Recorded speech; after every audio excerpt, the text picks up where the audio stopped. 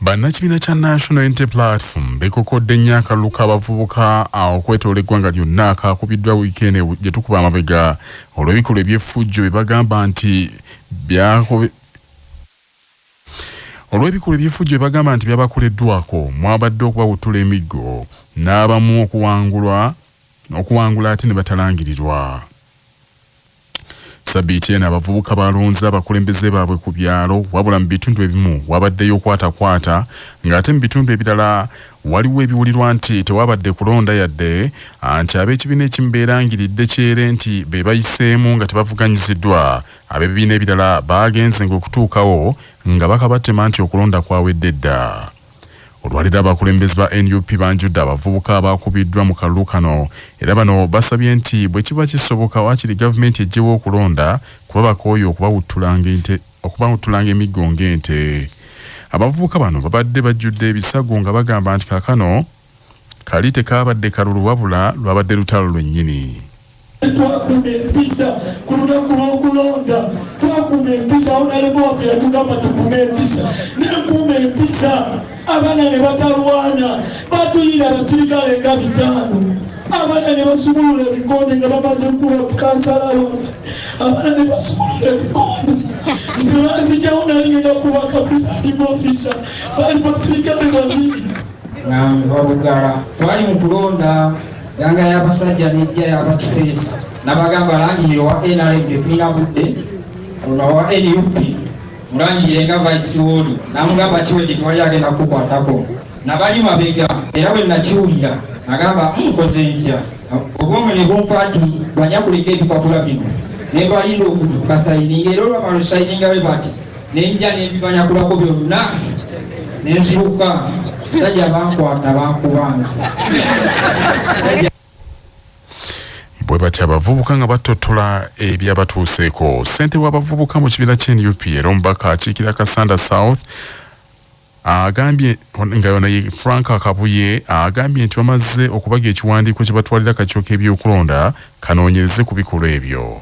Akalulu ke tubaddemu abo abatono abasobola okunominatinga tebakkirizibwa kukuba kampeyini nga bakwese enkalala z'abalonzi abamu nga bakwatiddwa abamu nga bakubwa ate n'okukangakanga okwenjawulo okwateekebwa mu bantu bano. Okulonda nga gwo kizibu okukakasa omuntu nti ddala twabadde mu kulonda okwakaluka abavubuka kuba yonna yonna gye twatambulidde abantu nga bakubwa abantu nga babbibwa bakifeesi temulowooza nti bino byebakola okutumenya emitima okututuusaako obuvune baagala kutunafuya naye ffe tetulina kukkiriza ekyo.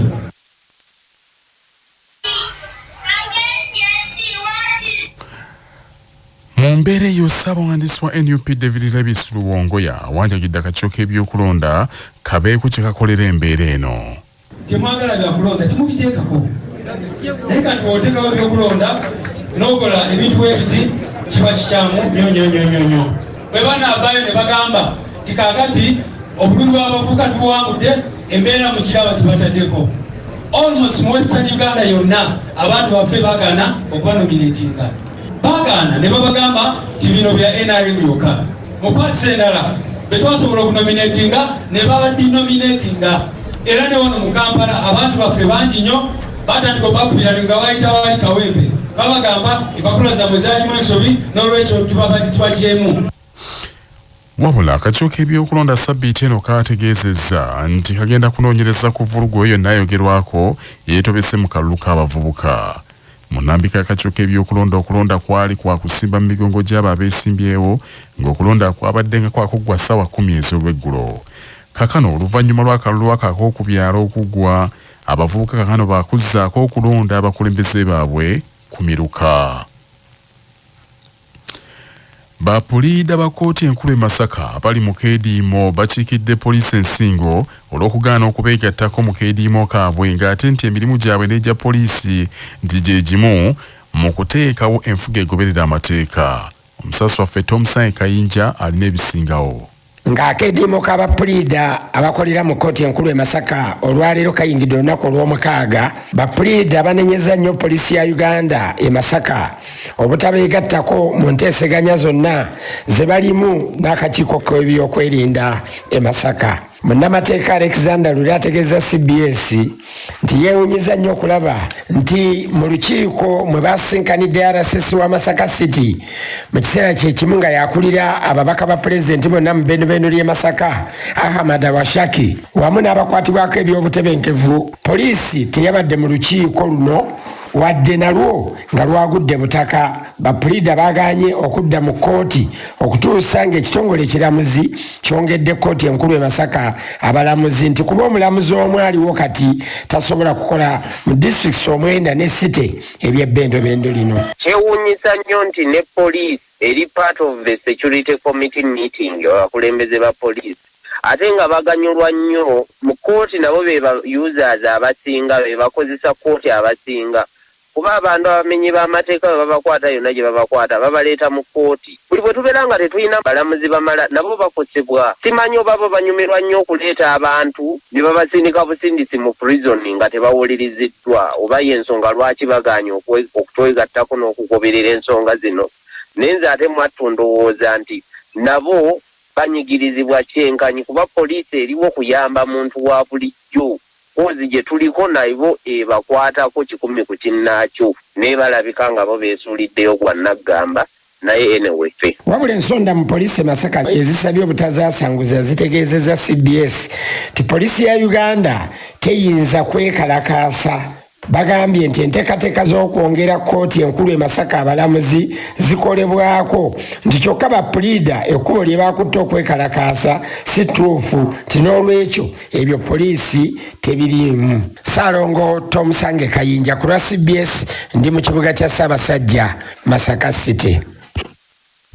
Manya obubona obuddo obw'eddembe lyo tonyigirizibwa ddembe lyo ery'obwebange. Ddembe lyakukyusibwako Baluswata Property Consultants batunda ettaka ku nguudo zonna eziyingira n'okufuluma ekibuga va mu by'ettaka lyakulukuta ennyumba ya kyama basange ku ofiisi yaabwe ekyengera opposite Orange City essimu 0704 80 1905.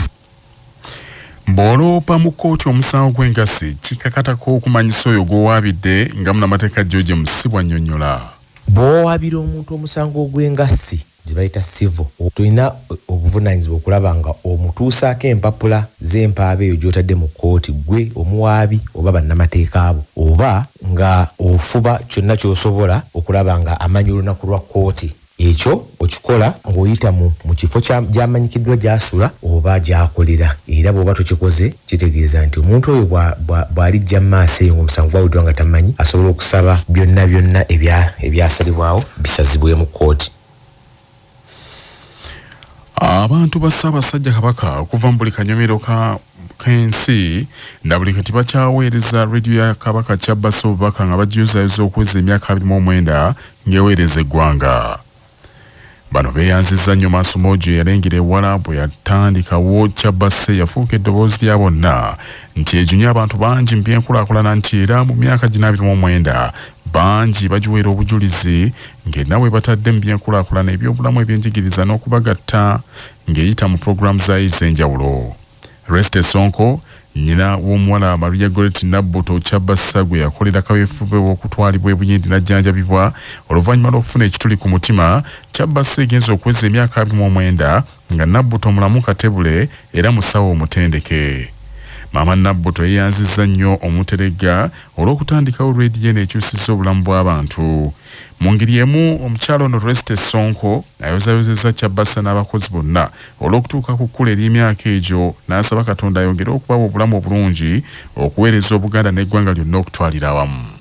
Maama Mary Goretti Nabbuto tuyozaayeza nnyo CBS olw'okuweza emyaka 29. Tubeebaza olw'ebirungi bye mutukoledde, twebaza olw'enkulaakulana, twebaza olw'ebyobulamu, twebaza olw'ebyenjigiriza. CBS yogayoga nnyo, twebaza nnyo bannange. Mbeebaza mwaka ensuso olwa Mary Goretti Nabbuto okutaasa obulamu bwe era ntuusa okwebaza kwaffe eri bannange bonna abalina abaana abalwadde b'emitima abayita mu mikono gya CBS. Bannange tubeebaza CBS, yogayoga CBS. Mukama ayongere okubasobozesa okukola byonna. Disitulikati wa Sembabule Sheikh Abdallah Semakula wanjagidde ekitebe ky'obusiraamu ekya Kampala mukadde kibazimbira essomero erinza okusomesa ekitabo ekitukuvu Kurani. Sheikh Abdallah Semakula agambye nti district eyo tebalinamu ssomero nalimu lisomesa Quran songa n'amazzi amayonjo tebagalina kwe kusaba kama baabo okubasuula omukono. Ono ayogedde ne ku ttaka ly'obusiraamu ery'ebukiragi mu ntuusi eryatundibwa gye buvuddeko ti okuva olwo tewaddangawo kubaawo ttaka litundibwa era ebyapa n'endagaano ez'ettaka ly'obusiraamu essembabule bikuumibwa butiribiri. Yekokode obubinja bw'abayisiraamu obumu obutandise okwonoona n'okwogerera abakulembeze b'obusiraamu amafuukuule naddala ba district kadisa kuba mmemba ba General Assembly ne basente ba district ez'obusiraamu.